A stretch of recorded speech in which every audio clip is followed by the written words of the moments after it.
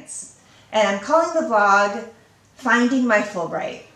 Just as a disclaimer, the content in this video is only reflective of my personal opinions, and it is an archive of my experiences of my Fulbright Scholar Award and does not reflect any opinions or representative of the US government.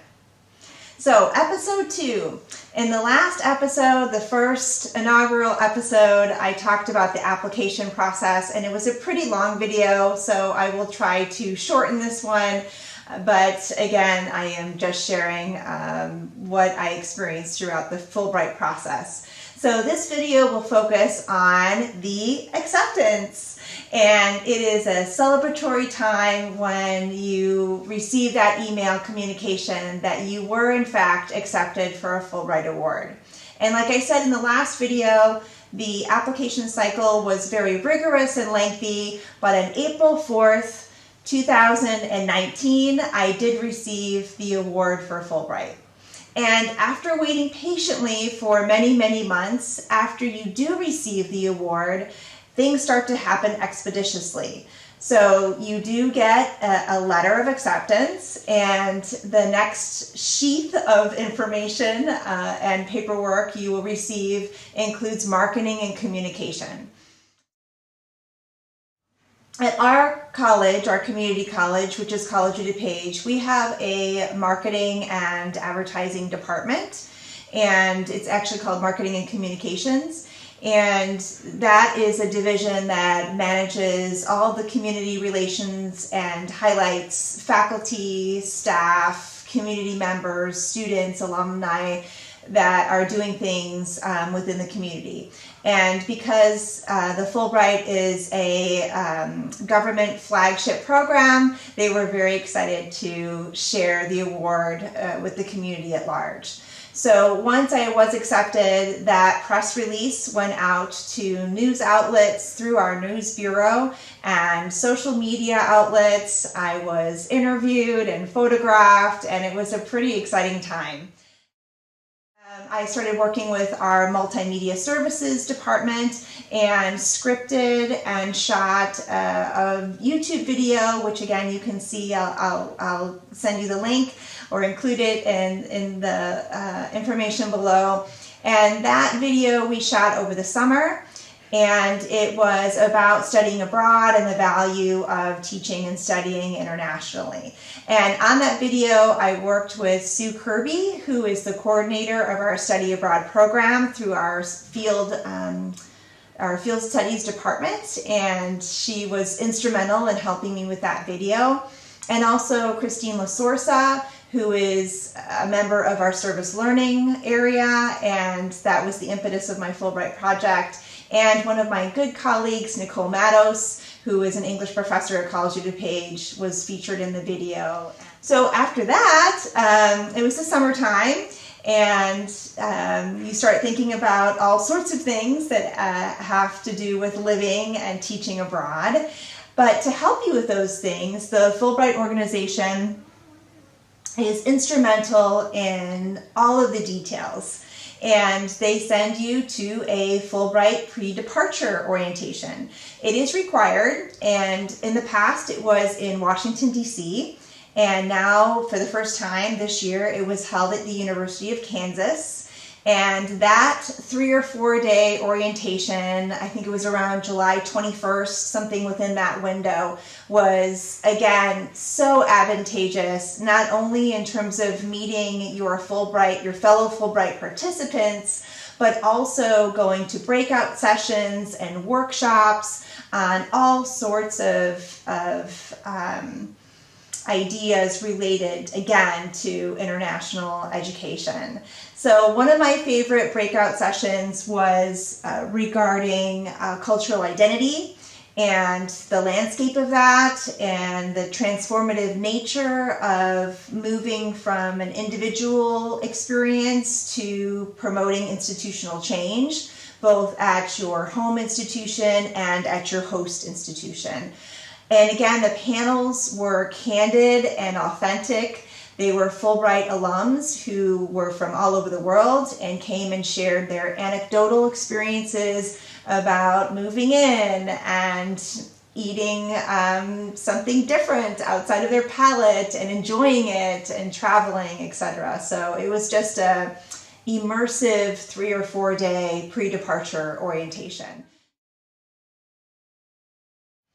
Within that Fulbright orientation, you'll talk about health insurance, flight information, grant payment information, setting up an account, setting up your bank internationally, transferring those funds, and security. So a lot of information to absorb and digest, but again, take copious notes, email the fellow Fulbrighters, and you'll have many links and networks in order to answer questions that you may have during that pre-departure orientation and far beyond. And immediately after that July pre-departure orientation, the thought of finding housing dawned upon us. It was obviously mentioned at the pre-departure orientation. So Fulbright scholars and students are responsible for finding their own housing. And this can seem daunting, especially in an international venue. So what I would highly recommend is going on sites like booking.com, VRBO, which is vacation rentals by owner, and even sites like TripAdvisor, and finding rental apartments that you can lease for either a short-term Fulbright or a longer-term Fulbright.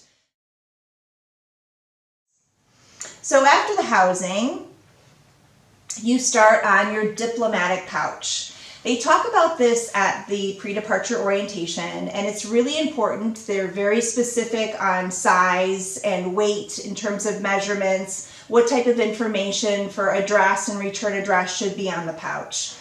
I was also advised by a fellow Fulbrighter who was in Zadar, thank you Dalma, to send the diplomatic pouch as early as possible because there can be delays. And in the diplomatic pouch, you can put everything in there that's related to your teaching or your research.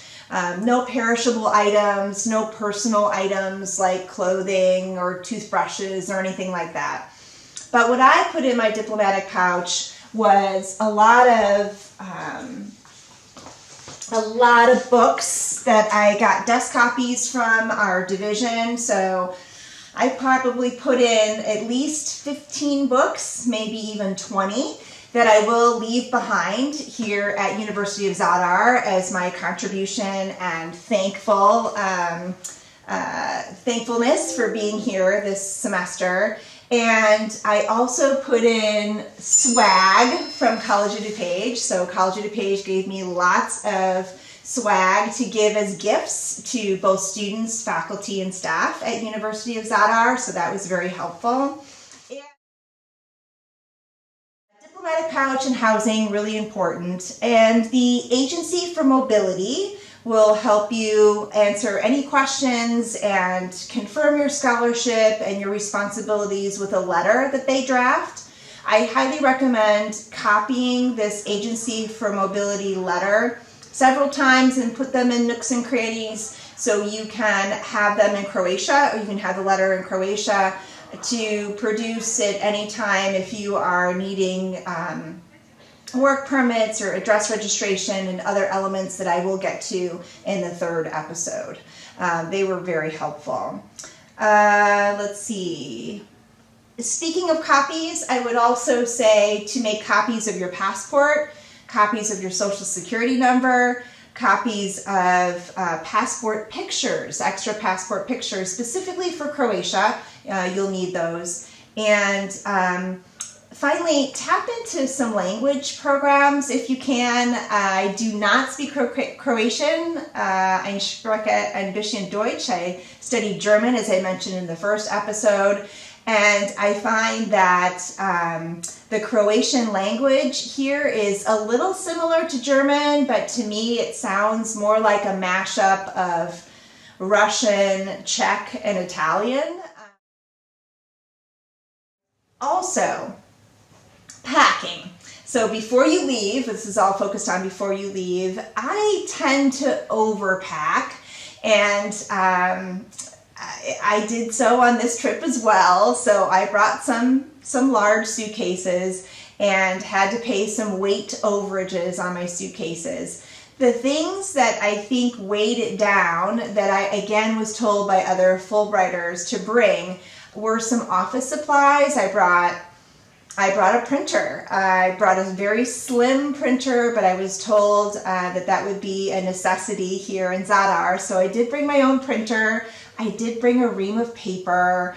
I brought a pair of scissors, and I obviously brought a computer and other things like sticky notes and pens and pencils and things that you think you may need in terms of office supplies. Other things that are obvious are toiletries and warm weather clothing. The temperature does fluctuate in Zadar, and they have something called the Buddha wind, which is a wind that comes off the ocean and can get pretty chilly. To bring something that would remind you of home, if that's macaroni and cheese or a can of tuna. For me, it was a can of tomato soup. So you don't have to bring a whole pantry, but some items that in a pinch may remind you of home if you don't feel like going out that night, or you're on a very tight budget for food or what have you. If you can bring some of those creature comforts, I think it'll be helpful. The only thing I missed so far, because the food is absolutely delicious here in Zadar, is tacos. I really miss guacamole. But other than that, that is the pre-departure portion of this vlog, Finding My Fulbright. I hope you've enjoyed, and I'll see you in episode 3.